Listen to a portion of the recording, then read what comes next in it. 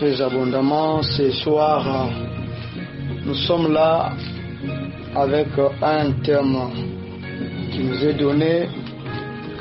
Quel est cet homme à qui obéissent le vent et la mer? C'est vraiment un thème. J'espère que nous sommes dans le livre de Marc, chapitre 4, verset 35.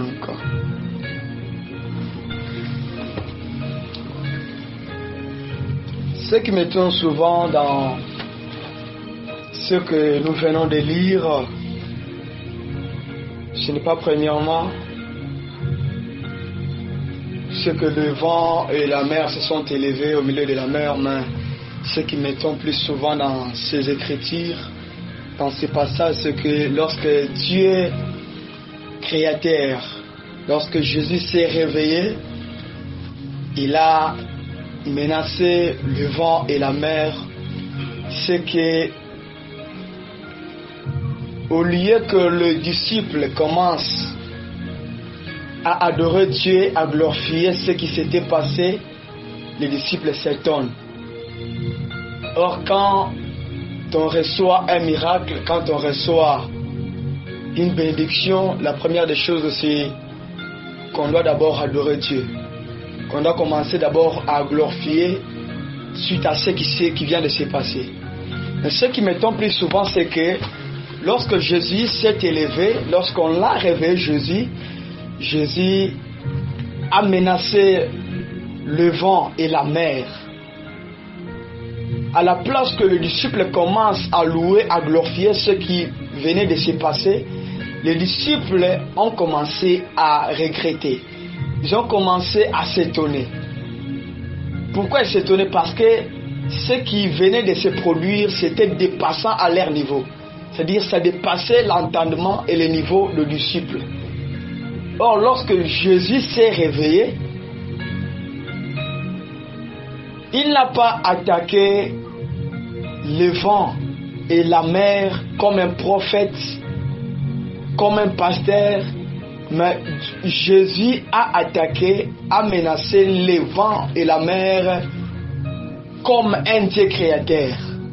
C'est-à-dire tout ce qui y est créé est soumis à Dieu. C'est-à-dire Jésus a parlé comme un Dieu créateur, que tout ce qui est créé par sa parole doit se soumettre par sa parole. Et lorsque Jésus a parlé, les vents et la mer, dans la barque, il y a eu un grand calme. Pourquoi? Parce que le disciple parlait aussi. Il s'inquiétait.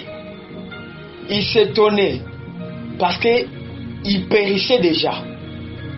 Ils avaient des rigueurs. Mais leur parler n'a pas stoppé la mer, n'a pas stoppé les vents. C'est-à-dire le disciple parlait sans esprit en eux. Pour qu'une parole ait un effet, il faut que cette parole soit accompagnée d'une certaine force. Il faut que cette parole soit accompagnée d'un esprit. Or, parmi les disciples, il n'y avait pas l'esprit. Il n'y avait pas l'esprit aux disciples.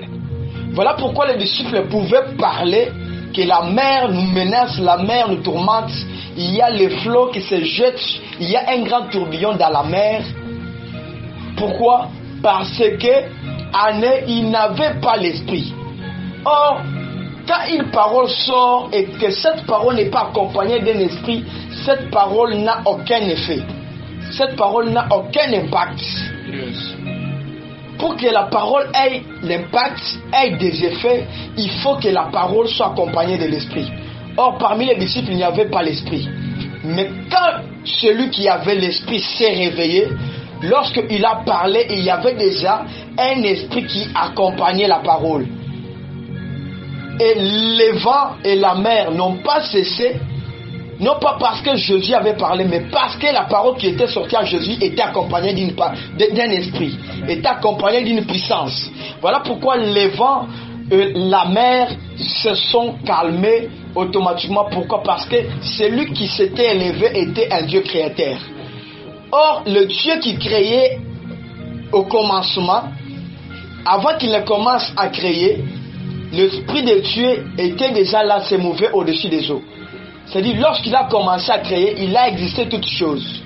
Parce qu'il est écrit que toute chose a été créée par la parole. Rien de ce qui a été créé, ni qui a été fait, n'a été fait sans elle.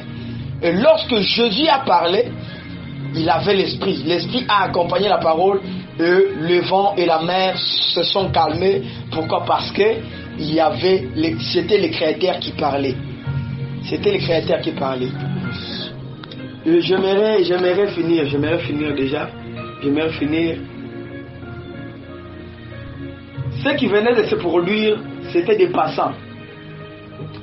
C'était étonnant au niveau des disciples. C'est-à-dire les disciples ne comprenaient pas ce qui venait de se passer.